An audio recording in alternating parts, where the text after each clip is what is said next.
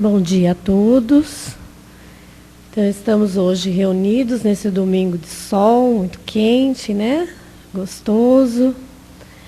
E nós vamos falar de alguns trabalhos que a Casa Espírita, Casa do Caminho, né? Ela oferece para todos os participantes e quem começa pela primeira vez.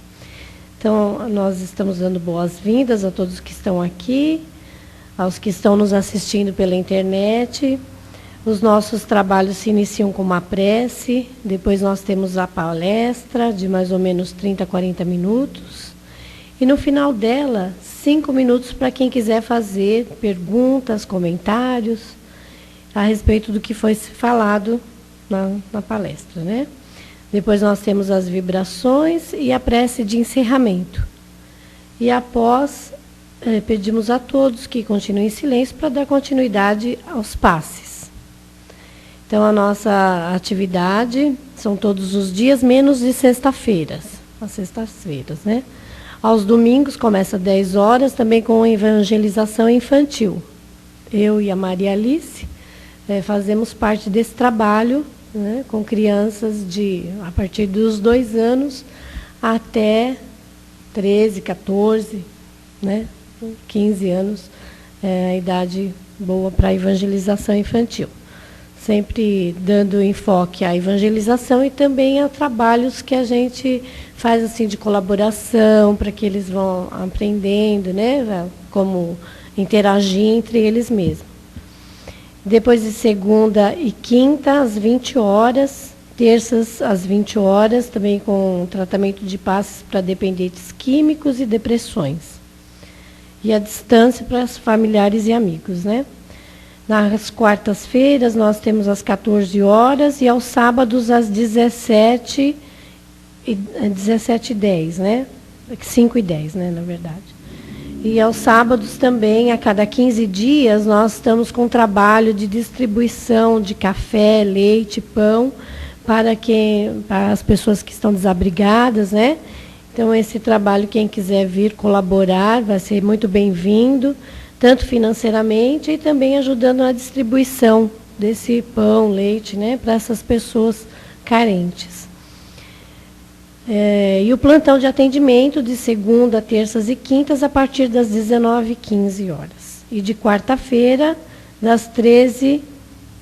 a partir das 13h15. E no domingo, às 9h30. Também visite a nossa livraria, que tem livros usados e novos, né, romances, livros de codificação, científico.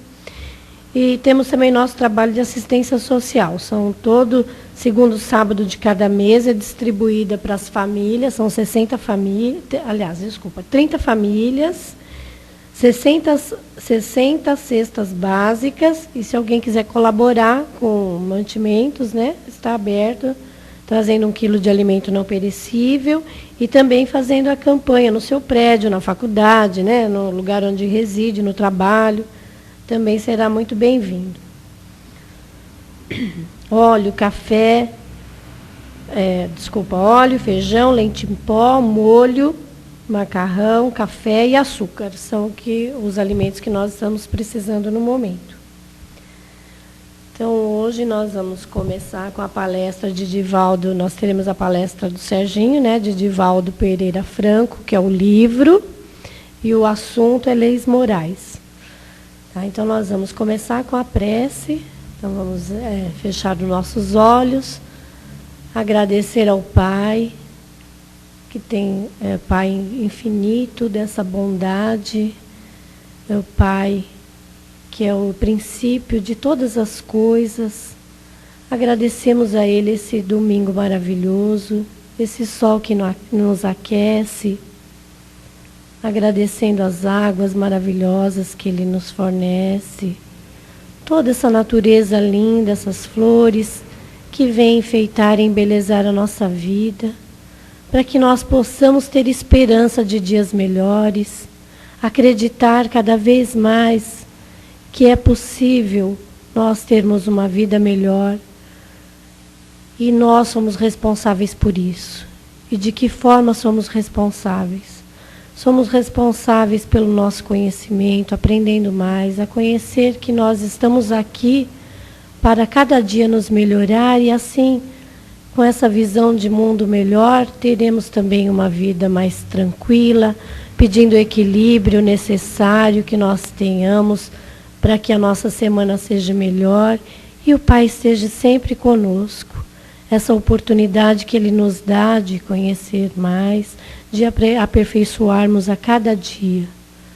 Obrigado, Senhor, por essa oportunidade bendita, que esses amigos aqui possam receber toda a assistência que eles vieram buscar e nós, como intermediários, possamos ajudá-los também, para nós mesmos e por todos que estamos aqui. Muito obrigado, graças a Deus.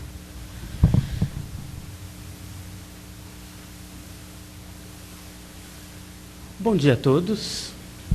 O assunto de hoje é tirado do livro Leis Morais da Vida. Ele foi ditado pelo espírito de Joana de Ângeles e foi psicografado pelo Divaldo Pereira Franco, baiano, espírita de muitos anos, que dentro dessa área espírita nós chamamos do Paulo, né? Paulo de Tarso do espiritismo, porque ele que está levando para fora do país os ensinamentos espíritas, abrindo núcleos, incentivando pessoas a conhecerem melhor a doutrina. Especificamente, a Joana de Ângeles, nós aqui presentes, gostamos muito dos assuntos que ela trata, porque elas falam muito ao nosso coração, ao nosso psicológico. E o assunto de hoje, ele fala um pouco disso. Dentro do livro Leis Morais, ela trata do assunto fracasso e responsabilidade. Responsabilidade. A gente tem que entender o seguinte: responsabilidade fala muito mais da nossa atuação na vida e a gente tem que esquecer um pouco o lado da culpa. Responsabilidade é agir na vida, apesar de errarmos, continuar agindo na vida. Culpa é agir errado e parar. Parar para se culpar. Parar de fazer as coisas, parar de caminhar. Então a culpa é a pior coisa que pode acontecer com qualquer ser humano. Porque quando nós nos culpamos, a gente deixa de viver, deixa de progredir. E é bom que a gente entenda isso, porque a culpa, além de fazer com que nossa vida material pare, em todos os sentidos, porque quando a gente se culpa, não importa o que tenhamos feito no passado, ou façamos no presente, mas se aquilo gera culpa em nós, nós paramos até mesmo de pensar no melhor para nós mesmos, no melhor para quem está na nossa volta. E aí nós paramos de progredir em todos os sentidos. Então, o tema de hoje fala de responsabilidade. A gente até vai tratar do assunto culpa para entender melhor a diferença que existe aqui, é muito clara entre esses dois assuntos. Mas a Joana de Ângeles, quando ela fala do fracasso, ela diz justamente porque todos nós, em todos os momentos da nossa vida, vamos passar por situações difíceis, finalizações de trabalho, finalização de comprometimento. E muitas das vezes nós tendemos a achar que aquele resultado que não nos agrada não é responsabilidade nossa. Um exemplo, final de um casamento. Gente, e nós sabemos historicamente que as pessoas, quando iniciam o trabalho mesmo, o convívio matrimonial é uma coisa. Quando terminam, muitas das vezes, infelizmente, um nem olha para o outro. O problema não é nem esse, mas quando acontece esse tipo de coisa, tendemos a sempre começar a olhar para o outro ou a outra, salientando aquilo que ele ou ela devem ter feito para aquilo não dar certo. Dificilmente, nessas horas, a gente olha para os nossos próprios atos. E não só nisso. Vamos pensar no final de um trabalho mesmo. A gente está trabalhando, de repente, o nosso superior fala: a gente não precisa mais do seu trabalho, dos seus serviços aqui conosco. E a gente tende a começar a procurar culpados. Não, ele está mandando embora porque a empresa... deve ter alguém que fez alguma coisa, com certeza o meu chefe não vai com a minha cara. E nós então vamos atrás de responsabilidades alheias. A Joana de Ângeles diz: em todos esses casos temos nós a nossa culpa. E ela vai vai um pouquinho mais longe, ela vai se aproximando da culpa para situações em que muitas das vezes nós nem nos vemos como culpados. Por exemplo, casos em que as pessoas montam uma empresa, aí o sócio leva o lucro e vai embora. E a gente tende sempre a julgar que o sócio fez a coisa, realmente ele não foi confiável, fez a coisa errada, está certo. E a nossa invigilância também. Muitas das vezes nós tratamos com pessoas na nossa vida social e abrimos a porta do coração, que é o correto, mas a gente tem que entender que somos todos seres humanos. A vigilância é tratada disso até lá atrás, quando Jesus fala, ora, mas vigia, constantemente. Porque tudo que acontecer na nossa vida tem a nossa parcela de culpa. Tudo. Tudo. Ah, mas eu não tive nada a ver com aquelas. Tivemos. Toda vez que algo fracassa à nossa volta, estamos envolvidos de alguma forma, tem a nossa participação. Nós temos a nossa parcela de responsabilidade. E a gente só consegue avançar quando nós começamos a parar de exteriorizar essa responsabilidade para outros. Cada um responde por si. No mundo, cada um de nós tende a responder pelos nossos próprios atos. Enquanto nós estivermos olhando para fora de nós, para os atos que outros fazem à nossa volta, dificilmente a gente aprende alguma coisa. Por quê? Porque no meu trabalho eu vou ver e vou prestar atenção sempre nas pessoas que eu não aprecio. Na minha família, provavelmente, eu vou fazer a mesma coisa. Eu vou começar a perceber aquele meu cunhado que eu não gosto muito, aquele meu primo que eu talvez não goste, a minha sogra, o meu parente ali, seja quem for. E a tendência de ficar exteriorizando esses males é sempre extrapolar o mal. Por quê? Quando eu falo mal de alguém, para qualquer pessoa, estou exercendo o mal. Eu estou simplesmente ampliando essa visão do mal. Para fora de mim, para outras pessoas. E aí vem a responsabilidade. Por quê? Porque toda vez em que nós contaminamos alguém com o mal, seja um comentário, seja um assunto qualquer, nós temos responsabilidade por esse mal que está sendo passado adiante. Alguém me fala alguma coisa de alguém, seja no trabalho, seja na família, seja em qualquer lugar.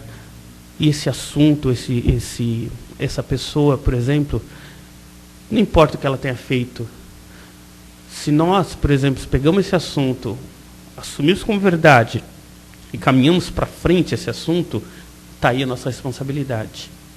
Porque o assunto não caminha a partir de nós se a gente não quiser. Ele pode parar ali. O problema é que se parar ali, nós conseguimos estancar em cima de nós aquilo que pode ser um mal que está vindo e realmente estamos sendo testados ali, naquele momento. Olha, você sabe da novidade? E a gente gosta de novidade, principalmente fala de alguém, né?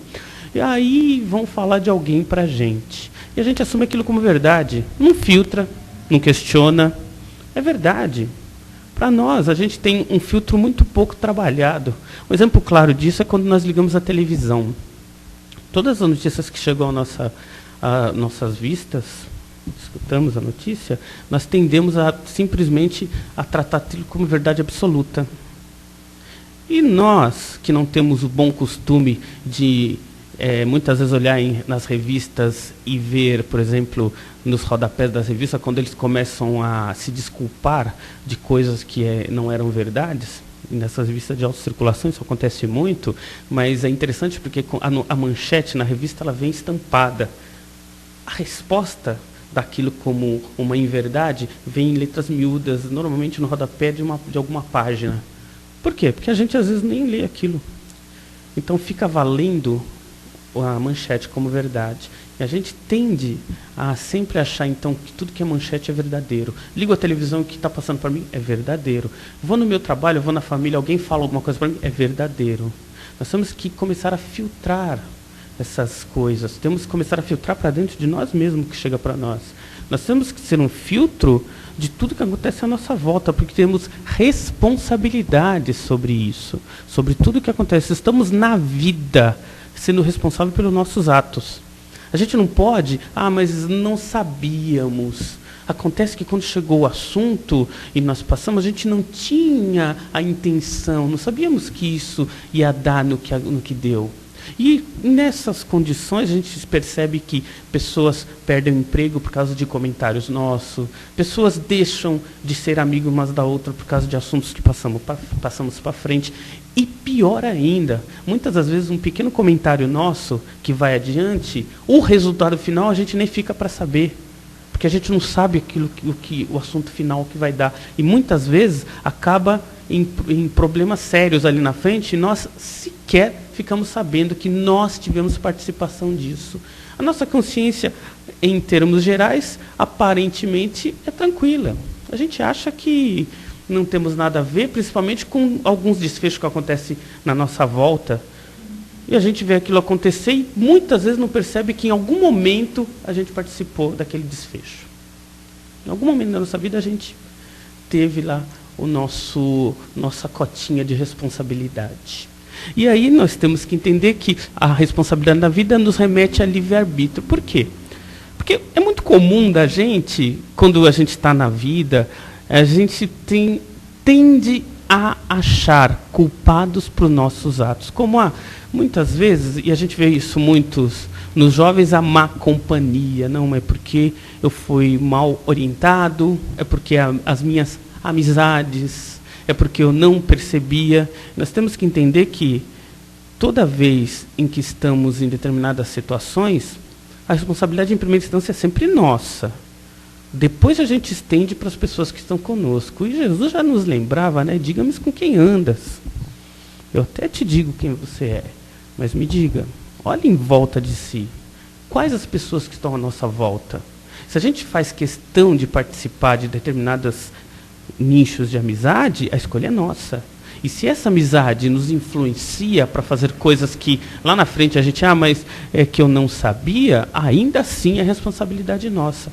O livre-arbítrio, ele foi nos dado, de certa forma, para que nós pudéssemos realmente ter noção de responsabilidade na vida. Nós não estamos na vida como bonecos.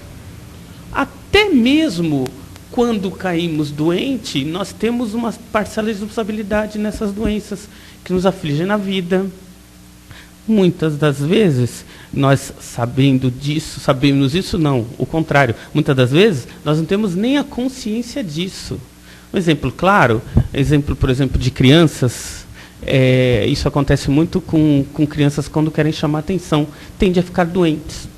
Chama a atenção dos pais, porque os pais, por trabalharem fora, não terem o tempo necessário de dar o carinho para a criança quando quer chamar atenção, fica mesmo, a febre vai e fica febril, vai, mede, está com febre sim, e o médico não consegue diagnosticar aquilo é uma necessidade da alma da criança para chamar atenção para ela. Se uma criança consegue fazer isso, que dirá o adulto?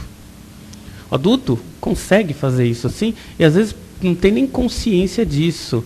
Muitas pessoas querem trazer a atenção dos outros para si através de várias maneiras, e até inconscientes.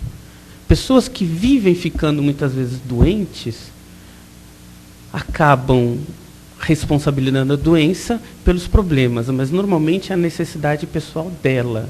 Tem um caso interessante de uma menina que ela fazia balé. E ela, todas as vezes que ia ter a apresentação, ela tinha um problema. Ela caía da escada, ela atropelada, sempre acontecia algo. Quando foram fazer lá um tratamento psicológico, chegou um momento em que foram ver se o problema era psicológico, descobriu-se que ela tinha um medo tremendo de se apresentar. Mas ela não ficava doente. O problema é que, como ela dançava, ela então sempre sofria uma lesão no pé, no braço. Né? E, mas aí foi a culpa, ou a responsabilidade foi o carro que a pegou. Não, foi porque ela tropeçou na escada. Realmente, ela tropeçou na escada, ou o carro pegou. Mas inconscientemente é porque ela buscava um culpado para o seu próprio medo. Nós temos que começar a buscar em nós os resultados, os resultantes dos nossos atos. Nós somos seres humanos e nós não podemos viver em função de responsabilidade, de sempre passar responsabilidade para quem está à nossa volta. Mas a criança, quando ela vem crescendo, ela tende a aceitar aquilo, tudo que os pais passam como verdade. Isso é verdade, sim. Até o momento em que a criança, a partir dos 7 anos, começa a ter noção dela própria. Ela é um espírito e começa, a partir dos 7 anos, a crescer e a entender melhor o mundo à sua volta. Os pais, até essa idade, realmente passam aquilo como verdade. E a partir dos 7 anos, a criança começa a filtrar isso melhor e começa a entender, responde por si. A educação, ela tende a fazer com que nós, espíritos que estamos voltando na reencarnação, aprendemos uma forma melhor de tratar-nos na vida. Então, nós, pais, temos uma grande responsabilidade com relação às crianças, para justamente fazer com que essas crianças sejam homens, mulheres dignas no mundo. A partir dali, a criança ela cresceu para o mundo. Ou seja, tudo que nós pudermos fazer de bom, amando-a e passando para frente, é merecedor de qualidades na vida. Por quê? Porque a partir dali, a criança ela vai assumir tudo aquilo que os pais passaram, e é interessante nós percebemos que os pais não é passar, olha, não faz isso, filha, olha, cuidado, não põe a mão ali, olha, não ande. Isso faz parte até dos cuidados, mas a gente não percebe que muitas vezes a criança, ela mais observa nossos atos do que escuta o que falamos. Então, é pelos atos que educamos, não pelo que falamos. Tanto é verdade que muitas crianças que têm problemas de educação, problemas na escola, normalmente o psicólogo vai falar com os pais. Ah, mas por que meu filho dá tanto trabalho? Por que ele age dessa forma? E o psicólogo não fala normalmente isso para o pai, mas no fundo ele sabe que o grande responsável é o pai. Não pelo que fala, mas da forma que age em casa. Isto não é verdade só para crianças, isso acontece em todo o ambiente da nossa vida. Como nós agimos no trabalho, como agimos com a esposa, como agimos com o marido, é o ato que fala por si. Nossa forma de agir gera nas pessoas uma percepção real do que nós somos. E isso é tão profundo que muitas vezes nós, em alguns ambientes, nós sabemos de cara quando algumas pessoas nos agradam ou quando algumas pessoas de cara nos desagradam. Ela não precisa falar nada. A pessoa não precisa soltar palavra nenhuma.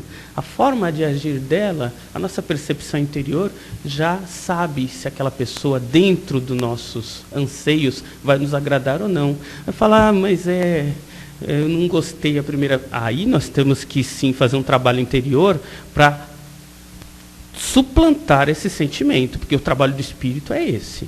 Não é, eu não fui com a cara de fulano, então já não vou conversar com ela. Não.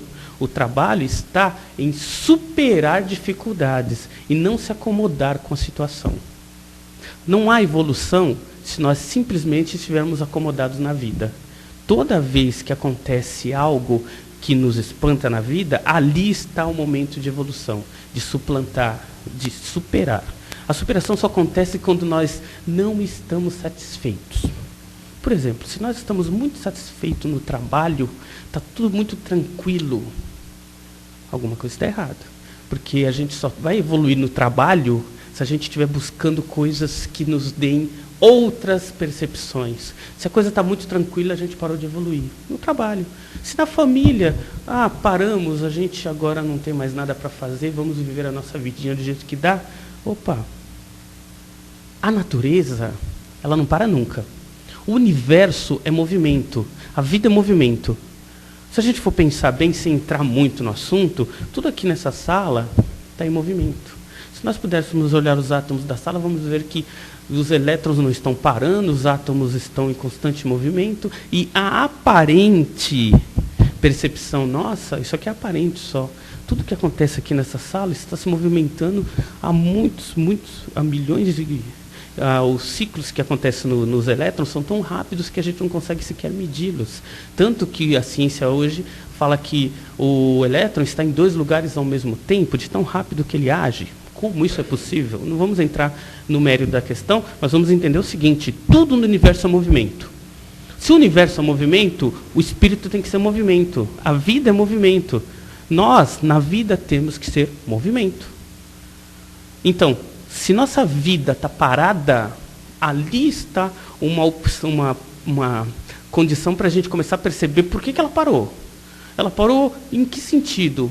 Por comodismo? Sabemos hoje, e a Joana de Ângeles nos lembra disso muito bem, que a percepção interior de crescimento, ela só se dá, ou seja, a gente só percebe que está crescendo quando estamos superando dificuldades.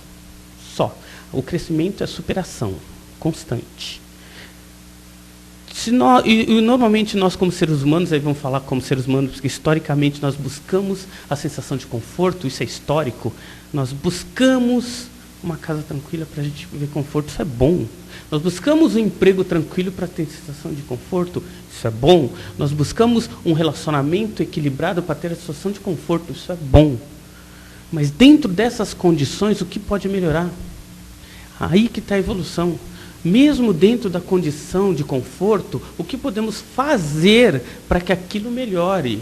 E não nos acomodar e achar que, bom, chegamos onde queríamos, não há necessidade de mudança. Vamos entender isso melhor. Imaginemos nós nesse momento em que nós moramos, por exemplo, fomos morar num lugar em que não há problema nenhum. Imagine, nós fomos numa vila em que não tem ladrão mais, não tem político corrupto, não tem nada, nós não temos perigo de sair na rua, as portas não têm tranca, nós podemos deixar o carro na rua com a chave destrancado. Olha que beleza, né? Um mundo em que não tem necessidades nenhuma de ter segurança nem policial. Olha que bom. Um mundo em que nós não temos necessidade de sair de manhã para a labuta, vou trabalhar porque nós não temos que pagar contas. Um mundo em que não tem brigas de casais, em que as pessoas estão tranquilas, porque podem viver sossegados, andar pela rua. Vamos pegar-nos num mundo desse. Todos nós. Então nós vivemos num mundo em que não tem guerras, violências, brigas, não tem mais nada disso. Não tem necessitados, não tem fome, não tem miséria. Tem evolução esse mundo? Vamos nos colocar nesse mundo em que não tem necessidades nenhuma. E a gente mora nesse mundo. E aí? A gente evolui? Vai haver evolução? Diremos nós o seguinte: só vai haver evolução no mundo desse se a percepção daqueles que estiverem vivos ali, a percepção de evolução, for maior do que a necessidade, as necessidades básicas que ainda está em nós, espíritos. Nós ainda estamos, porque senão não estaremos neste mundo, nós ainda, espíritos encarnados nesse mundo, ainda temos necessidade de problemas. Parece até uma afronta, né, falar esse tipo de coisa. Nossa, mas nós ainda precisamos dos problemas, porque ainda somos espíritos impulsionados para a evolução. Impulsionados para a evolução é o seguinte: vamos perceber o seguinte, numa empresa em que tem lá um jovem em que precisa do chefe ficar no lado dele para que ele produza. O chefe sai de perto, ele para de trabalhar. Cara. Aí ele vem o chefe, ele começa a trabalhar. Tem uma propaganda agora na televisão interessante de um chefe que ele compra um carro novo e sai para viagem e ninguém trabalha na empresa, né? Está passando agora, recentemente na TV. O chefe foi, ele viajou. Então... Ou seja, quando não tem ninguém nos forçando a fazer nada, muitos de nós não faz nada. A vida é uma oportunidade diária de nos impulsionar para frente. Olha que interessante. A gente precisa comer, precisa trabalhar, precisa pagar as contas, precisa se relacionar. Normalmente vamos relacionar com pessoas que vão ter problemas e nossos problemas. Aprendemos uns com os outros. Os filhos vão trazer problemas, sim. E isso vai fazer com que nós nos superemos. E aí nós vamos ter as nossas dificuldades diárias, isso faz parte da evolução. Somos impulsionados para a evolução justamente pelo mundo que vivemos. O mundo que vivemos é a melhor escola que podia ter para nós. Se a gente, por muitos de nós, se vivêssemos num mundo muito calminho e tranquilo, a gente ia realmente viver calminho e tranquilo, e a evolução estagnava. Então nós estamos onde precisamos estar, sim, porque é aqui que nós temos a condição de crescer. E mesmo aqui, nós percebemos que muitos de nós buscam esse estado do nada. Muitos de nós quer aquele emprego que a gente sabe que não vai dar trabalho mais nenhum. Muitos de nós quer aquela condição econômica para não ter que fazer mais nada. Muitos de nós quer aquela condição em que nossa família não tenha problema. Impossível. Não vai ter. Quando Jesus fala, olha, a felicidade não é desse mundo, ele não quer dizer que nós não vamos ser felizes. Nós vamos ser sim, porque a felicidade é um estado interior, não exterior.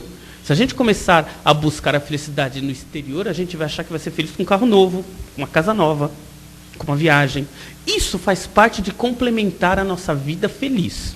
A felicidade é um aspecto interior. Nós somos felizes ou não, sensação.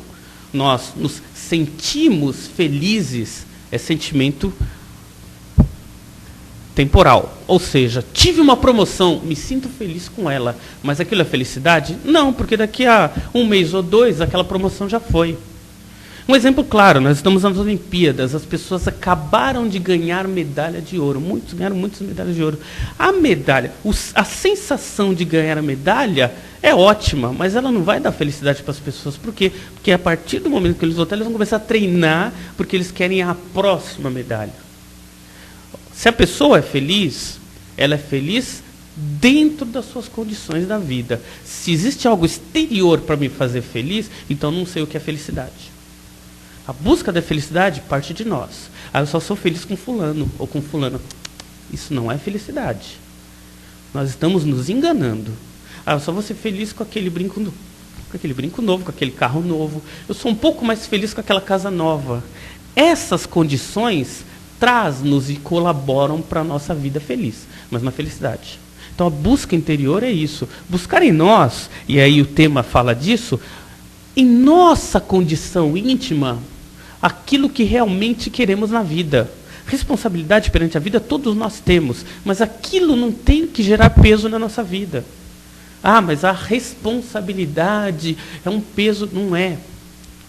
Nós, na vida, temos responsabilidades, sim, mas o sentimento de culpa jamais tem que acompanhar isso. Responsabilidade é, errei sim, e agora vou fazer para me acertar. Isso é responsabilidade. Na década de 60, e a gente vai verificar isso, como pesa a responsabilidade, hoje, creio que as pessoas começam agora no Brasil, dizem que só 2% investe na Bolsa de Valores. Nos Estados Unidos sempre houve das pessoas, eles sempre foram investidores. São mercados diferentes, são culturas diferentes. O americano, ele busca a estabilidade econômica desde criança. O brasileiro busca o emprego ideal desde criança. São culturas diferentes. Mas lá, quando muitas pessoas estavam lá com dinheiro na bolsa, o que aconteceu? As pessoas começaram a colocar muito dinheiro e a bolsa começou a valorizar aquilo sem ter força produtiva. Um exemplo claro, para cada moeda que eu coloco na bolsa de valores, tem que ter uma moeda fora no mundo material para aquilo valer alguma coisa. Quando não acontece isso, quando, por exemplo, eu coloco uma moeda nova na bolsa e fora da bolsa, no mundo material, não existe uma reciprocidade disso, a gente chama de inflação. Ou seja, existe uma moeda invisível ali que não tem representação física. Eu inflacionei, criei algo que não existe. E aí os americanos começaram a criar essas moedas fantasmas. Por quê? Porque todo mundo começou a, aparentemente, achar que estava ganhando dinheiro. E a bolsa precisava viver disso. A força produtiva não produzia o suficiente para gerar tanto lucro na bolsa. O que aconteceu? Eles falaram que houve um crash. A bolsa quebrou. O que aconteceu? É que chegou um momento em que as pessoas não tinham mais como vincular o lucro com a realidade. As pessoas perderam tudo. Não é que elas perderam tudo, eles não tinham dinheiro. Não tinham. A sensação de felicidade deles estava vinculada ao dinheiro que provavelmente não existia, mas eles tinham essa sensação. Quando muitos perceberam que não tinham mais nada, houve nos Estados Unidos, principalmente em Nova York, a maior onda de suicídios que se conhece até hoje. As pessoas se suicidavam em massa. Por quê? Porque, primeiro, não se sentiam culpados. Vejam bem. Eles investiram, eles pegaram o dinheiro deles e colocaram. Segundo, sabiam que era arriscado. Sabiam que era arriscado. Sabiam que aquilo lá poderia crescer como poderia descer. E no final das contas, sabe-se que muitos escreveram carta aculpando o governo, a família, os fornecedores, as empresas. exteriorizaram essas culpas aí para fora de si e não se sentiram, muitos deles, responsáveis pelo que tinha acontecido. A falta de gerar responsabilidade gerou neles uma culpa muito grande. Sentindo-se culpados, eles acharam melhor, já que é assim, eu prefiro não viver. A gente sabe, dentro da doutrina espírita, que o sofrimento pelo suicídio é muito pior do que simplesmente viver na vida material. Então é melhor, no caso desse, óbvio que nós discutimos aqui entre nós, provavelmente entre eles não havia o esclarecimento espiritual suficiente para as pessoas sequer pensarem nisso. Mas a questão não é julgar o que aconteceu, é trazer para os nossos dias para entender que somos responsáveis por tudo que acontece no nosso mercado, no nosso governo. Exemplo claro disso, nós somos expressão de tudo que acontece. Se nós queremos um mundo feliz, busquemos dentro de nós essa felicidade. Se a gente procurar felicidade fora de nós, vai ser difícil achar. Se nós queremos um mundo mais honesto, sejamos nós honestos. Se a gente quer um mundo mais educado, sejamos nós mais educados. Se a gente quer um mundo mais feliz, alegre, contente, em que as pessoas respeitem, sejamos nós respeitadores das leis. Muitas vezes nós somos os primeiros a apontar o erro do outro. Será que nós não cometemos isso em menor escala? Então, quando vemos algo errado lá num nível maior, será que nosso nível menor a gente não faz a mesma coisa? Só que como é pequenininho, sabe? Uma coisinha pequena, algum suborno leve que a gente pode ter feito no mercadinho, ou a pessoa me deu um troco errado e eu não devolvi. Alguma coisa muito simples que não vai nem perceber. A diferença, tanto faz, a responsabilidade continua sendo a mesma. Se a pessoa roubou 1 milhão ou R$1, não importa muito o valor, não importa o ato em si. Se a gente quer um mundo melhor, comecemos nós sendo melhores.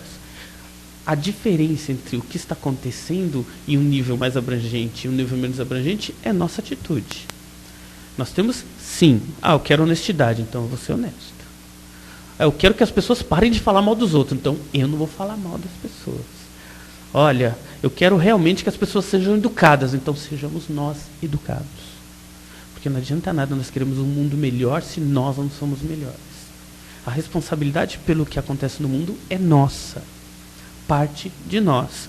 Muitas vezes, e a eleição está aí para provar isso, nós nos sentimos tão pequenos, porque o que é o nosso voto em relação à grande maioria ou massa que vai votar? É muito importante. A responsabilidade é nossa. Mas e se nós? E se é futuro? Nós temos que pensar sempre nós, cidadãos, presentes no mundo e atuantes. Somos responsáveis, sim. Todo momento em que nós fizermos um ato bom, isso se reflete para fora de nós. Todo momento que temos um pensamento bom, se reflete para fora de nós. Vamos entender que nós ensinamos o mundo pela ação, não pelo que falamos. Que eu sou bom, viu? Não adianta nada. Que eu sou honesto. Se a gente não for honesto, realmente não adianta nada. É que eu sou respeitador da lei. E saio daqui da esquina e vou comprar um CD pirata lá do outro lado da rua. Então nós temos que entender que o mundo é reflexo nosso. Nossa atitude no mundo, por menor que seja, se reflete no mundo em grande escala. Nós não vamos responder pelo ato de quem faz, mas nós respondemos pelo nosso. Então a responsabilidade, em todos os aspectos, parte de nós. Nós temos que apenas ter uma percepção clara disso, para entender que o livre-arbítrio ele está inserido na nossa responsabilidade. Teve pensadores que discutiram sobre o livre-arbítrio. O Santo Agostinho, ele dizia que o livre-arbítrio ele libera a pessoa para que ela mereça o céu ou o inferno, mas depende unicamente da pessoa. Santo Agostinho ele tinha o conceito. Aliás, conhecendo bem a história, sabemos que antes de Santo Agostinho existia purgatório. Santo Agostinho, certa vez, ele estava justamente fazendo uma pré-eleição, depois as pessoas vieram conversar com ele, e ele era um filósofo. Aí chegou um momento em que as pessoas começavam, mas Santo Agostinho, eu tenho negócio, mas eu tenho medo, né? E se eu for para o inferno? E algumas pessoas, olha, eu não sou tão bonzinho, mas e aí? E ele se questionava, e ele mandou uma carta lá para Roma, e o que acontece? Se a pessoa não for muito boa, mais ou menos, vai para o céu, vai para o inferno?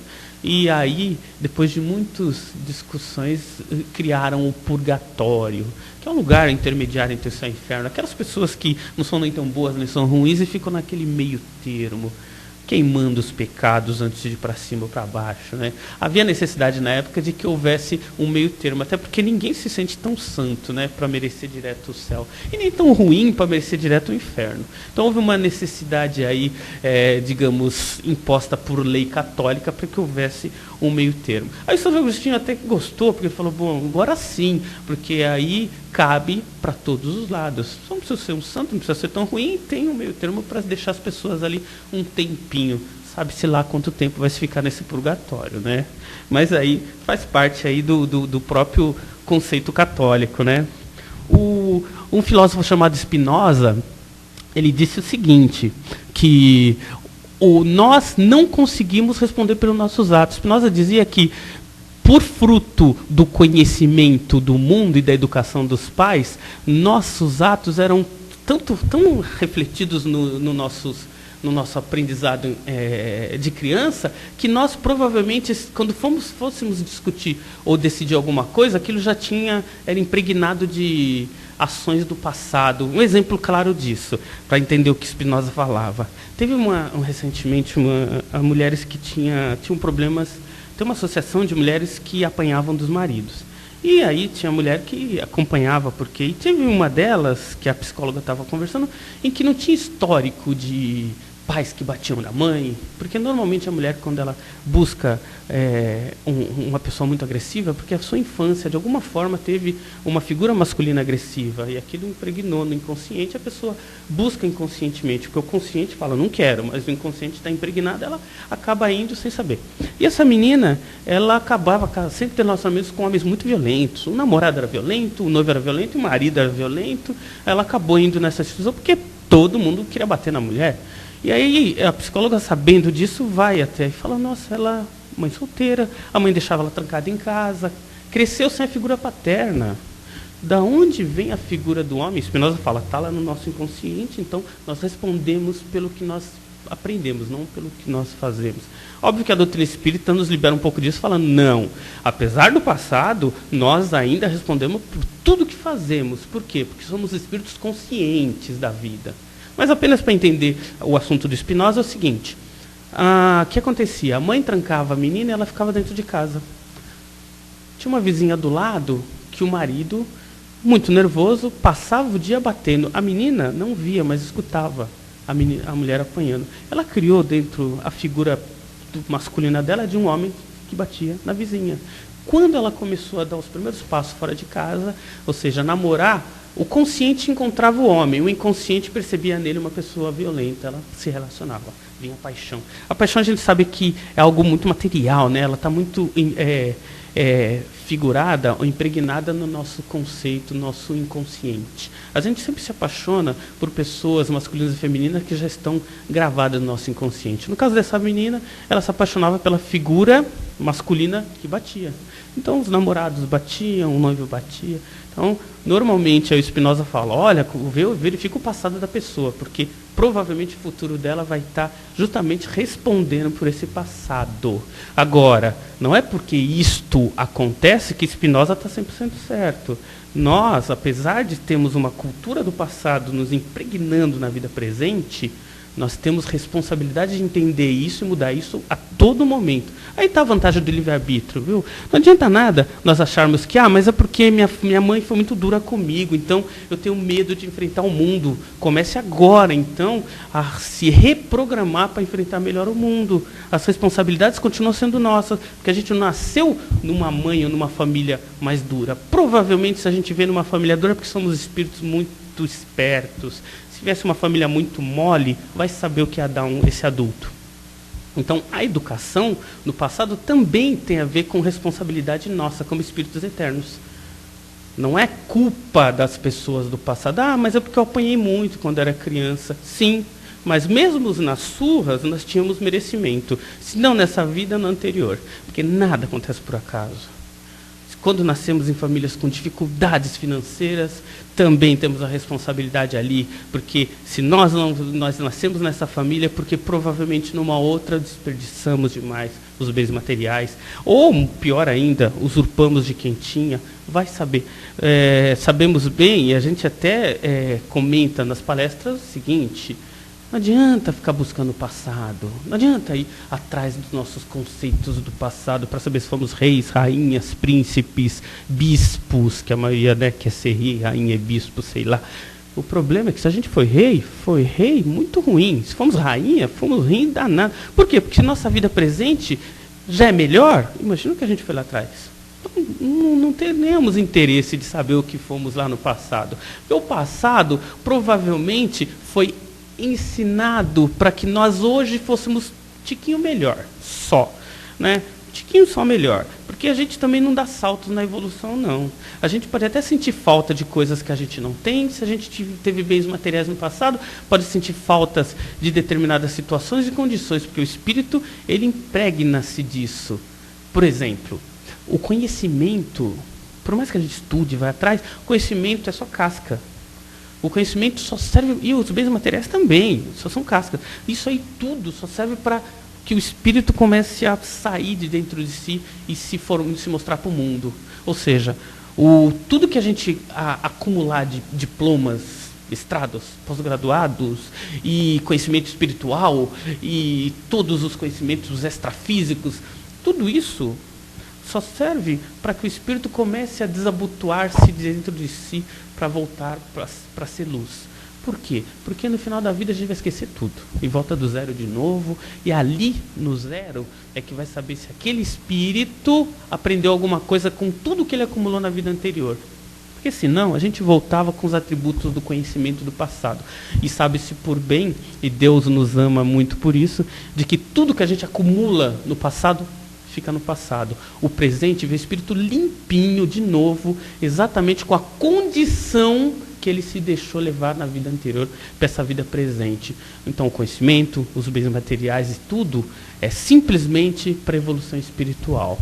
Temos consciência disso, sabendo que nós temos responsabilidade na nossa vida e o nosso ato reflete-se em todo o mundo que está à nossa volta.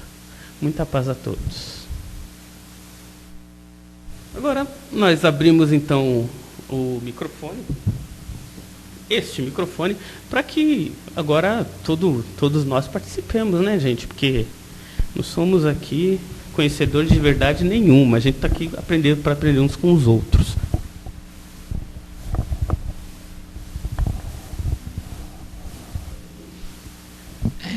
Quando você fala em responsabilidade e culpa, assumir responsabilidades me faz evoluir, me faz crescer. Isso aí para mim é claro, é óbvio.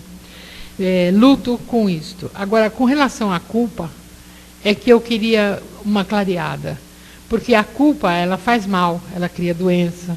Mas não dá para eu assumir a responsabilidade se eu não verificar até que ponto eu tenho culpa em determinada situação, ou não é? Estou errada? Só para entender a coisa. Porque é o seguinte: digamos que eu sou uma mulher e cometi um aborto. Eu viro espírita. No primeiro instante, dependendo da forma que a pessoa recebe a notícia da culpa do passado, e quando vem aquela notícia do aborto, vem a culpa. Errei. Meu Deus do céu. Errei. Por quê? Porque nós exaltamos a contra o aborto, falamos, e na vida diária a gente acaba cometendo. E a doutrina espírita é uma doutrina assim, não é uma doutrina que fica passando a mão na cabeça de ninguém, não. Agora, a partir do momento que a gente conhece e sabe o que fez, temos dois caminhos. Errei. E vou agora fazer o caminho de fazer o possível para transformar aquilo em algo bom. E outro caminho: errei, o que eu posso fazer? Eu sou errada mesmo. Vou fazer o que agora? Agora vou ter que carregar isso aí pro resto da vida. E a pessoa fica se martirizando com isso. Então o caminho da responsabilidade não é se martirizar. Errei. tá certo. De repente eu até me sinto aquelas pontadas de culpa que faz parte até da vida, mas faço.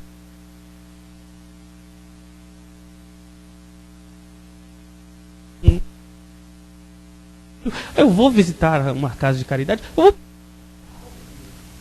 eu me redima do ato. Isso vai fazer bem para mim, vai me livrar da culpa.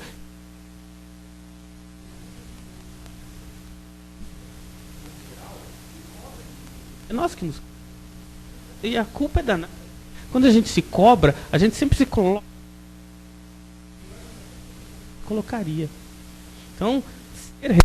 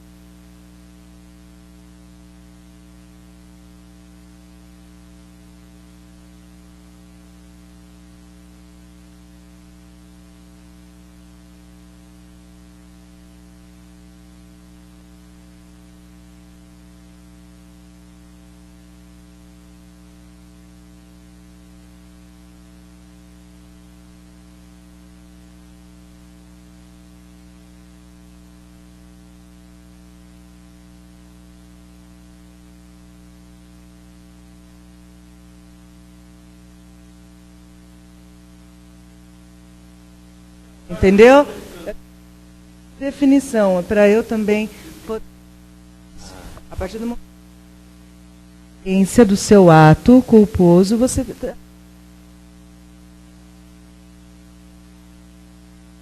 também querer melhorar. É que você toma consciência, ou você carrega aquela cruz, ou você através da responsabilidade, você faz alguma coisa para mudar. Eu chamaria a responsabilidade também de tomada de atitude.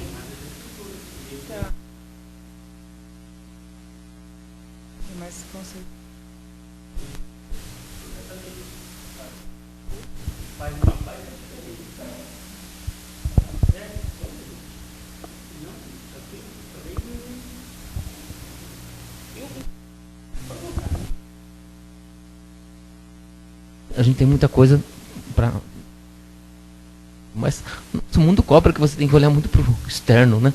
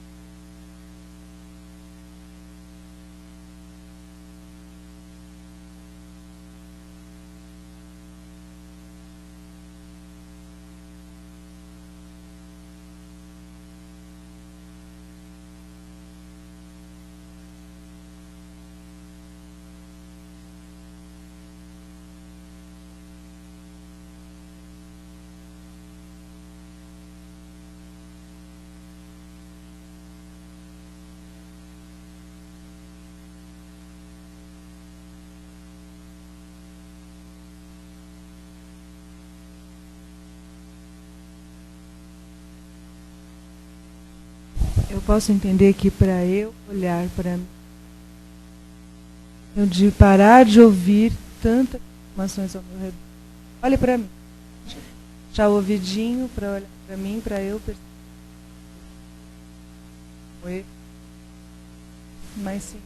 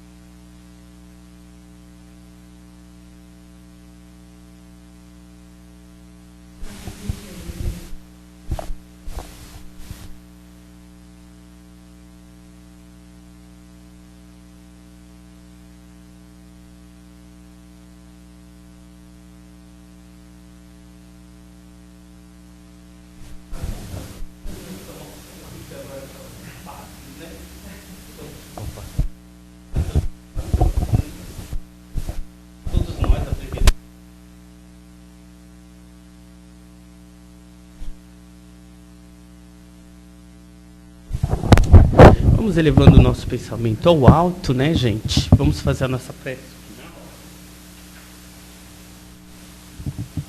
Vamos então agora aproveitar esse momento, elevando o nosso pensamento ao Pai amado, Pai eterno de infinita bondade. E vamos aproveitar esse momento para doar um pouco de amor, um pouco de carinho, um pouco de paz para o mundo, esse mundo que se encontra com tanta miséria, com tantas guerras, vibrando amor, vibrando paz, vibrando fraternidade para esse mundo, estendendo essa vibração para o nosso país, para que esse país que nos acolhe, que tanto nos deu, encontre também a paz desejada, a harmonia entre a população. Estendamos esse pensamento para os habitantes, aqueles que estão nas ruas, nas calçadas, nos hospitais, nos asilos, para que espíritos que ali estão encontrem a fé na vida, esperança e condição para se tornar cada vez melhor, apesar das experiências por que passam. Estendamos nosso pensamento para os nossos familiares, nossos amigos, nosso ambiente de trabalho, nossa casa, vibrando uma harmonia, um amor entre as pessoas, amor esse que tem que partir de nós, estendendo essa energia para os nossos irmãos, pais, primos, os mais velhos, os mais novos, que todos eles nesse momento sintam este amor partindo de cada um de nós. Que assim seja. Querido Mestre Jesus, agradecemos a oportunidade do trabalho de hoje, o aprendizado de hoje, que possamos, dentro de nós, do nosso coração, fazer mais, caminhar mais, entender mais a nós mesmos e a vida à nossa volta. Possamos, Pai amado, interpretar melhor as suas leis divinas, para que possamos, como filhos do amado, viver numa condição harmônica cada vez melhor. Que assim seja.